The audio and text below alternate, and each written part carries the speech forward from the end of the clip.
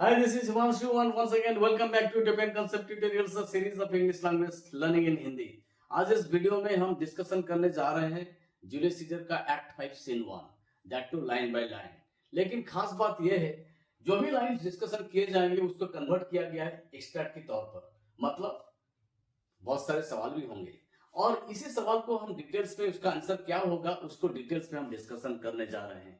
ये बहुत ही फायदा होगा हमारे स्टूडेंट्स को लेकर, स्टूडेंट्स के लिए, क्योंकि सवाल में जो भी आए, जिस तरह की एक्सट्रैक्ट भी आए, हमारे स्टूडेंट्स जरूर उसका आंसर को आराम से लिख पाएंगे अगर आप इस तरह की वीडियो को आप देखते हो शुरू से एंड तक। चलिए शुरू हो जाए। जैसे मैंने कहा जूलियस सीजर का एक्ट 5 सीन 1 को लेकर हम बात करेंगे। पहले मैं बता दूं, नॉर्मली इस तरह की जब एक्सट्रैक्ट आते हैं सवाल ऐसे हो सकते हैं कि where does act 5 scene 1 of Julius Caesar takes place. आपकी जवाब ये होनी चाहिए कि this scene act 5 scene 1 of Julius Caesar takes place on the battlefield of Philippi in Macedonia. ये आप जवाब लिखना।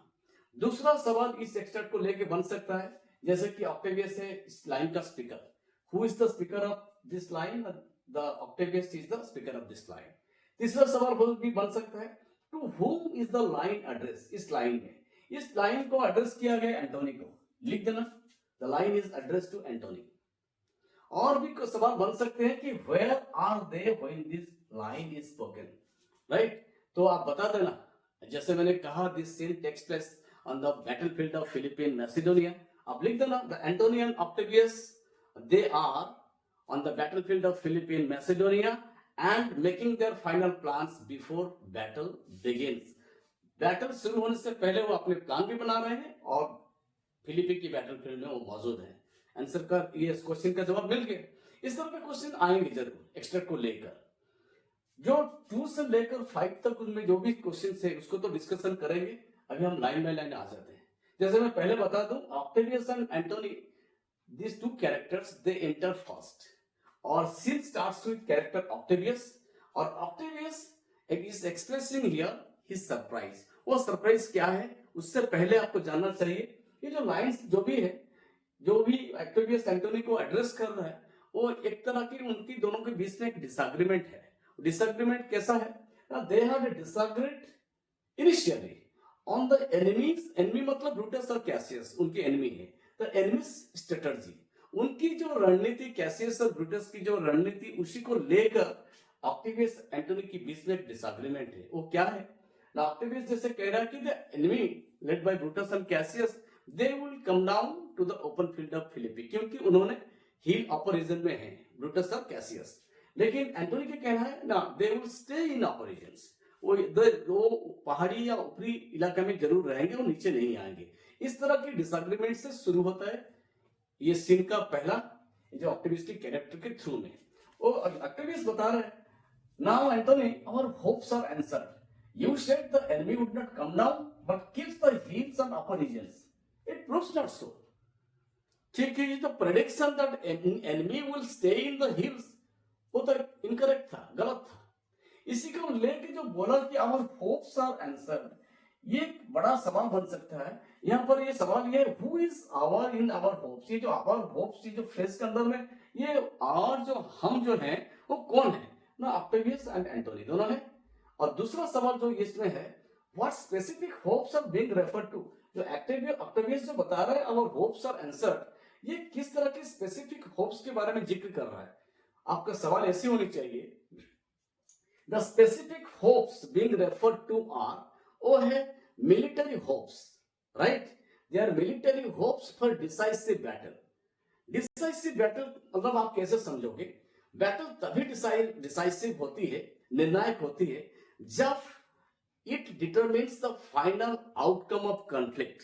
जो भी कॉन्फ्लिक्ट हो उसकी जो निर्णायक जो परिणाम, जो फाइनल रिजल्ट, अगर उसको वो डिटरमिन करता है तभी उस बैटल को, तभी उसी को कहा जाता है डिसाइसिव बैटल। इसी तरह की डिसाइसिव बैटल के बारे में ऑक्टेवियस ने जिक्र कर रहा है।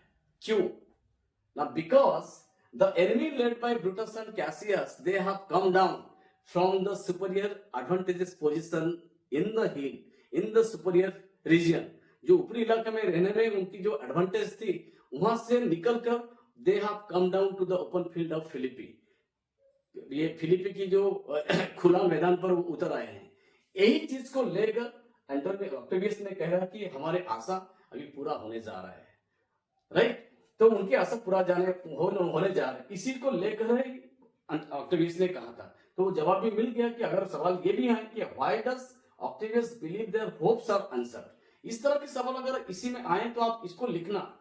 ये जो होती है ना, जो अपने स्ट्रेटेजिक जो एडवांटेज होता है, जो एडवांटेज पोजीशन को, when the enemy led by Brutus and Cassius they came down from the upper region to the open field of Philippi, at that time they lost। एक जो एडवांटेज होता है ना, मिलिट्री एडवांटेज, उसको उन्होंने खोजे, defensive advantage को उन्होंने गवा दिया वहीं पर। यही चीज को ऑक्टेवियस की नजर में क्या है, एक favourable turn of events for their side. Octavius sees this, ये जो अनएक्सपेक्टेड मूव को ऑक्टेवियस कंसिडर कर रहा है, भाई ये तो हम लोग के लिए फेवरेबल हो गया, क्योंकि ये जो इवेंट्स को, सिचुएशन को बिल्कुल बदल डाला। ये जो unexpected move has Altered what the military and political जो पावर की जो बैलेंस होती है ना, उसको बदल डाला, जिसके जरिए क्या हुआ, लास्ट में ये ब्रूटस और कैसियस ने ये बैटल हार गए, राइट। इसी तरह की बात को लेकर सोचा, तो इसीलिए इसने कहा ऑक्टेवियस, राइट। नेक्स्ट सवाल इसमें आ सकता है कि किस तरह जो एबव एक्सट्रैक्ट में, तो कि what does this above extract reveal about Octavius character. इसी जो ऑक्टेवियस जो स्पीकर है, ये जो बातें कर रहे हैं, उससे आपको ऑक्टेवियस के कैरेक्टर के बारे में क्या पता चल रहा है। तो आप अपना सेंटेंस बना लेना, सिर्फ ऐसे बनाना, ऑक्टेवियस इससे पता चल रहा है ऑक्टेवियस की कैरेक्टर को। ऑक्टेवियस ये प्रैग्मेटिक है और एक्शन ओरिएंटेड भी है, और एक ऑब्जर्वेंट है, ऑब्जर्वेंट लीडर के तौर पर हम उससे ये डिस्क्राइब कर सकते हैं। ऑब्जर्वेंट लीडर क्यों ना, उसके एक सुपीरियर जजमेंट पावर है, राइट। उसी के जरिए उसको हम बोल सकते हैं Octavius is pragmatic, action oriented leader and observant leader with superior judgement. क्योंकि ऑक्टेवियस ने जो भी असेसमेंट की, जो enemy led by Brutus and Cassius को जिस तरह वो असेस किया, उसकी असेसमेंट की प्रोसीजर ऐसा था, based on understanding, a perfect understanding of situation. क्योंकि उसने सही तरीका से असेस किया the likely action taken by enemy, जो एनिमी ब्रूटस और कैसियस किस तरह के एक्शन लेंगे उसको असेस किया, वो एजम्पशन नहीं किया, अनुमान नहीं लगाया था। इसीलिए उसकी प्रेडिक्शन सही निकला, लेकिन एंटोनी जो बहुत ही एक्सपीरियंस थे, उसके प्रेडिक्शन गलत निकला। तो आप लिख सकते हो इसमें।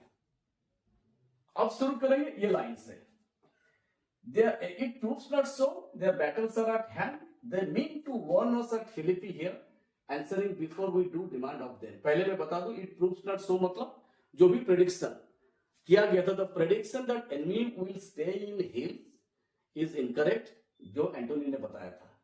The battles, their battles mean their troops are at hand मतलब the enemy is absolutely ready right now, and the enemy led by Brutus and Cassius has brought their soldiers, their troops to the battle open field of Philippi, क्योंकि they want to engage themselves in battle, right। next में आता है they मतलब Brutus and Cassius, they mean their intention is to warn, means challengers, मतलब Octavius और Antony को challenge करने आए हैं at Philippi here। उनकी इरादा ही है, their intention is to challenge Octavius and Antony at Philippi here in this location and answering before we do demand for of them। ये जो लाइन है, ये इसी को लेकर एक जबरदस्त सवाल है, what does this line answering before we do demand of them mean।